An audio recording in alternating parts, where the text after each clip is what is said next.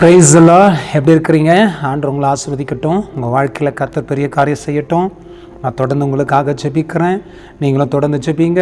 கர்த்தர் உங்களை நடத்துவார். கர்த்தர் கூட இருப்பார். கர்த்தருடைய நாமம் உங்களை கொண்டு பெரிய காரியங்களை கர்த்தர் செய்து முடிப்பாராக. தேவனுடைய சமூகத்தில் ஒரு வசனத்தை வாசிக்கிறேன் பாருங்க.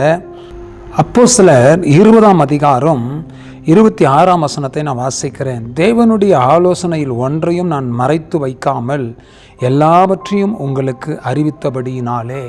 பாருங்கள், அங்கே இவர் சொல்கிறார், தேவனுடைய ஆலோசனையில் ஒன்றையும் நான் மறைத்து வைக்காமல் எல்லாவற்றையும் உங்களுக்கு அறிவித்தபடியினாலே என்று வாசிக்கிறோம்.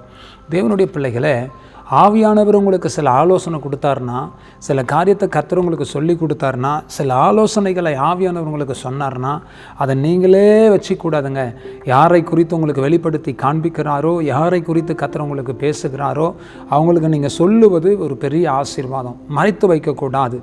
நிறைய பேர் ஆண்டு வெளிப்பாட்டை அப்படியே மறைச்சி வச்சுக்குவாங்க, சொல்ல மாட்டாங்க. ஏன்னா பயந்துருவாங்க. சொல்லிட்டா என்ன நடக்குமோ, எப்படி நடக்குமோ அப்படி சில பேர் யோசிப்பாங்க. இன்னும் சில பேர் இதை சொல்லி நான் நடக்க போகுது அப்படின்னு சொல்ல மாட்டாங்க. ஆனால் நம்ம சொல்லினுங்க, அது சொல்லிடுறது ரொம்ப பெரிய ஆசீர்வாதம். அது ரொம்ப பெரிய ஒரு விடுதலைக்கு ஆசீர்வாதமாக இருக்கும்.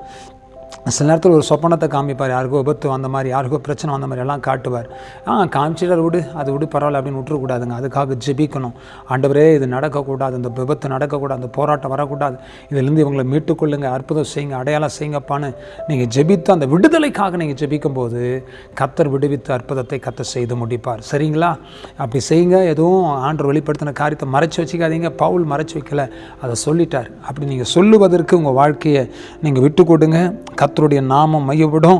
கர்த்தர் உங்களை ஆசீர்வதிப்பார். கர்த்தருடைய நாமத்தை மையப்படுத்தி இந்த வசனத்தின்படி கர்த்தருடைய நாமத்தை மையப்படுத்தலாம். கர்த்தர் நம்மை ஆசீர்வதிப்பார். ஜெபிக்கலாமா? தகப்பனே, இந்த நல்ல வேலைக்காக உமக்கு ஸ்தோத்திரம். இந்த நல்ல வேலையில் இந்த பிள்ளைகளுக்கு கொடுக்கப்படுகிற வெளிப்பாடுகள், சொப்பனங்கள் எல்லாவற்றையும் ஆண்டவரே ஸ்தோத்திரம், எதை சொல்லணுமோ அதை சொல்லுவதற்கு கர்த்தர் கிருபை செய்யும். மறைத்து வைக்காமல் சரியானபடி அதை சொல்லி அதிலிருந்து விடுதலை பெற்றுக்கொள்வதற்கு கர்த்தர் உதவி செய்யுங்க. தாழ்த்துகிறோம், உடைய கரத்தில் ஒப்பு கொடுக்கிறோம். அற்புதம் நடக்கட்டும். கர்த்தர் பெரிய காரியங்களை செய்யுங்க. உடைய நாமம் மையப்படட்டும். இயேசுவின் நாமத்தினால் ஆசீர்வதித்து ஜெபிக்கிற நல்ல பிதாவே. ஆமென், ஆமென், ஆமென். God bless you. கர்த்தர் உங்களை ஆசீர்வதிப்பார். ஆமென்.